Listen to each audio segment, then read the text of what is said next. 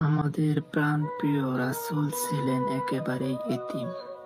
এতিম ছিলেন বলেই তিনি বুঝতেন এতিম ও অসহায়দের মনের কষ্ট, জীবনের কষ্ট, কাজের কষ্ট। তাদের সকল কষ্টই তিনি অনুভব করতেন একান্ত হৃদয় দিয়ে।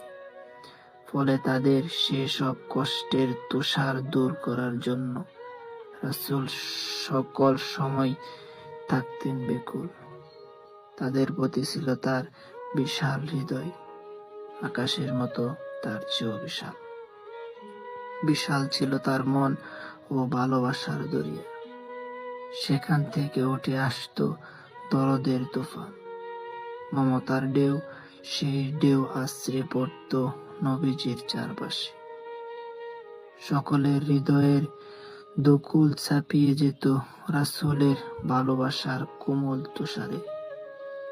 মানুষের প্রতি মানুষের ভালোবাসা সে তো এক মহৎ গুণ।